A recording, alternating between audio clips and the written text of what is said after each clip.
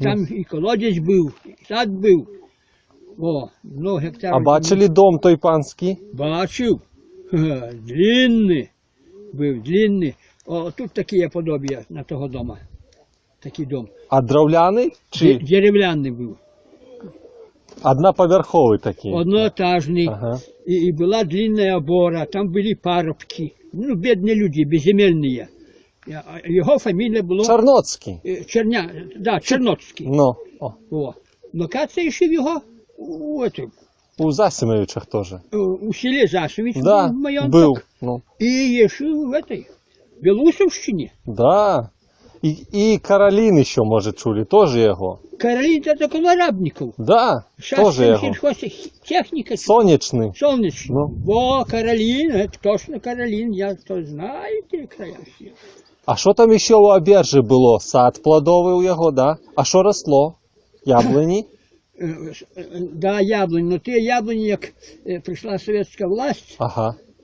перекопали поросляны. Пересадили. Пересадили. Поросляны, деревня Поросляны.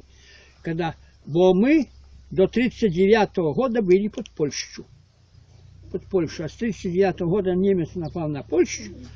Ну, а Сталин свои войска подул и без бою взял. Просто отдал его Гитлеру. Ага. Сталин с Гитлером дружил. Были друзья.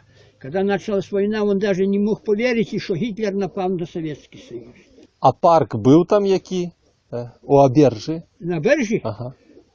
сад тільки був, а парку не було. А були сажалки? Був колодець в низькому місці, но як большая жара була, висихав. Висихав. Вот. То рибу там не ловили? Не було ловили. де? Не ловили. А сад був, большой сад був. И ферма была. Но что я тебе хочу сказать? Що там ще? Когда тот пан удирал уже в Польшу, то село Засимичье и коло Засимичья село есть сажалка такая. Луг, як это назывался, луг. Ну и там якісь деревья были росли. О. И вон там збанок закопал золотом. Это глиняный збанок, черный, кувшин, як называется. Ты не бачил кувшинов таких? Гончари делали. Ну, конечно. Чорний чи... Черные были поливанные, коричневые. Ага. Вот. Были поливанные. А хто так казав, що він закопав? А кто казал, у военном городку Засимичи Ага. была авиация, летчики были. И ходили ловить туда рыбу. Ну и один закинул и вытянул цепку золотую. Откуда она тут получилась? Каже, а так пошел в село, там они уже наловали, все, пошли в село, а в том селе был магазин. Ну, решили выпить, закусить. И показывают ту цепку золотую. Слушайте, а що там могло тут бути, каже, що на берегу дике дерево росло, но його ветер вивалив, і каже, ми вот эту штуку поймали. А бабки, які каже, о, я у пана робила. І ще там мужик один казав, я у пана косів там, кормив щось там, корову чи коні. Каже, це пан, як утікав у Польщу, то він там закопав з банка із золотом. Каже, ви там більше шукаєте. А вони кажуть, що там вода, каже, грязь, де там більше.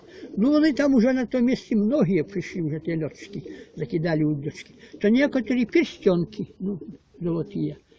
А когда это было? Когда это вытянули цепочку эту золотую? В какие года примерно? Эту цепочку золотую в 50-м году, 1950 году. Вот, 1950 году. А ви там були у Засимовичах у їх? У тим майонтку? Того вже майонтка розібрали на колхозний двор. І вже того я майонтка не бачу. Вот. И на Бержі, на том тоже порозбирали те его все постройки, поросляны завезли, там на ферму, то все. Знаешь, как советская власть. Ну, да. Все, да на мовщину, все. Все присваивали. Да, вот. То вот такое дело.